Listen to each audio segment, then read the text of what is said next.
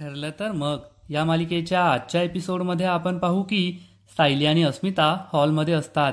तेवढ्याच विमल तेथे येते आणि सायलीला म्हणते की तुम्हाला पूर्णा आजीने बोलवलंय. सायली पूर्णा आजीच्या रूममध्ये येते. अस्मिताही तिच्या मागे मागे येते आणि लपून त्यांचं बोलणं ऐकू लागते.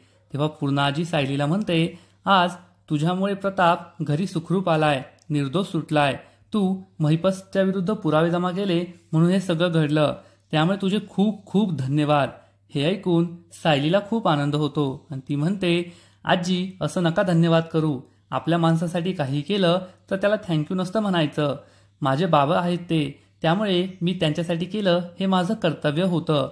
तेव्हा पूर्णा आजी म्हणते, घरात इतके वादविवाद होते तरी सुद्धा तू डगमगली नाही. सगळे तुझ्या विरोधात होते पण तू पुरावे शोधून काढले. खरंच तू खूप काही केलंय. तर सायली म्हणते, घरात असंच असतं ना, भिंती एकमेकांच्या विरुद्ध उभ्या असतात परंतु त्यामुळेच त्या घराला भक्कम आधार देतात. पूर्णा आजीला आठवतं की प्रतिमा सुद्धा असंच बोलायची. पूर्णा आजी म्हणते, तू या घरासाठी खूप परफेक्ट सून आहे, फक्त तुझ्यात एकच दोष आहे. सायली विचारते, कोणता? तर पूर्णा आजी म्हणते, तू तन्वी नाहीये. मी प्रतिमाला वचन दिलं होतं या घराची नातसून फक्त तन्वीच बनेल. त्यामुळे मी तुझ्यावर रागराग केला, परंतु आता मी असं नाही करणार. तू या घरासाठी खरंच खूप काही केलंय. हे ऐकून सायलीला खूप आनंद होतो. इकडे महिपतच्या घरी साक्षी आणि चैतन्य हे दोघे खूप टेन्शनमध्ये असतात. साक्षीला आठवतं की कोर्टात काय घडलं. जज साहेबांनी महिपतला शिक्षा दिली, जेलमध्ये पाठवलं. तर चैतन्यला आठवतं की अर्जुन काय बोलत होता. आपण महिपतला किती चांगलं समजत होतो, साक्षी आपल्याशी खोटं बोलली. साक्षी चैतन्यकडे पाहते आणि विचार करते की आता अण्णा हे तुरुंगात गेलेत, माझ्यासाठी खूप मोठा धक्का आहे. पण जर चैतन्य सुद्धा माझ्या हातातून गेला तर सगळंच संपेल. असा विचार करून ती तिच्या रूममध्ये जाते आणि दरवाजा लावून घेते. रूममध्ये जाऊन ती तोडफोड करू लागते. हे चैतन्य ऐकतो आणि म्हणतो, साक्षी दरवाजा उघड, काय करतेस आतमध्ये? तर साक्षी मध्ये जोरजोरात ओढू लागते, अण्णा तुम्ही मला फसवलंय. मला तुम्ही देव माणूस वाटायचा, पण तुम्ही असं का वागलात? तुम्ही खूप चुकीचं वागलात. आता मला कुठे तोंड दाखवायला जागा राहिली नाहीये. चैतन्य म्हणतो, साक्षी दार उघड, काय करतेस तू? तर साक्षी म्हणते, मला आता नाही जगायचंय, मी मरणार आहे. चैतन्य म्हणतो, लवकर दार उघड, असं काही बाही बोलू नको. परंतु साक्षी आतमध्ये तोडफोड करतच असते. त्यामुळे चैतन्य खूप घाबरतो. इकडे पूर्णा आजी कल्पनाला म्हणते की मीच्यासाठी आणलेलं गिफ्ट तिला दे. असं लगेच कल्पना ही कपाटातून पूर्णा आजीची साडी काढते आणि सायलीला देते आणि म्हणते की आपल्या घरात ही परंपरा आहे, कोणाचे आभार मानताना त्याला भेटवस्तू द्यायची असते. पूर्णा आजीची साडी मिळाली म्हणून सायलीला खूप आनंद होतो.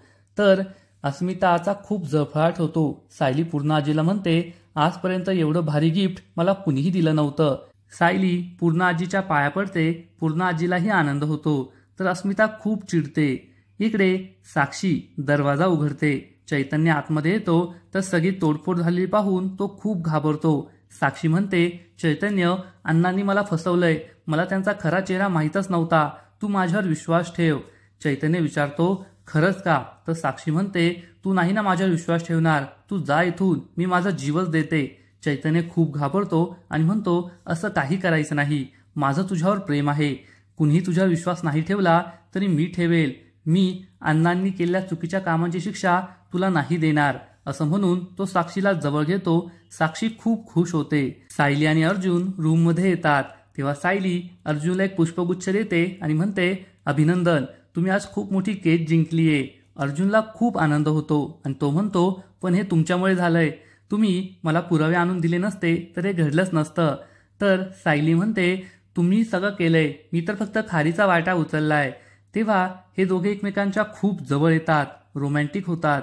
सायली म्हणते, आमच्या आश्रमामध्ये कसा आधी आनंद झाला तर आम्ही मस्त सिनेमा पाहायचो. अर्जुन सिनेमाची तिकीटं बुक करू लागतो. तर सायली म्हणते, थिएटरमध्ये नाही जायचं, आपण घरच्या घरी सिनेमा पाहूया ना, लॅपटॉपवर. अर्जुन म्हणतो, चालेल. अर्जुन सगळी अरेंजमेंट करून ठेवतो, एकमेकांजवळ उशा ठेवतो. तर सायली या दोघांसाठी पॉपकॉर्न घेऊन येते. त्यामुळे अर्जुनलाही खूप आनंद होतो. हे दोघे मस्त सिनेमा पाहू लागतात आणि सायली ही सिनेमा पाहता पाहता अर्जुनच्या खांद्यावर डोकं ठेवते. त्यामुळे अर्जुनही खूप खुश होतो. पुढील एपिसोडमध्ये आपण पाहू की सिनेमा पाहताना अर्जुन चक्क सायलीच्या मांडीवरच झोपी जाणार तर दुसरीकडे रविराज हा घरी येईल आणि अर्जुनचे आभार मानून त्याला ज्युनियर म्हणेल.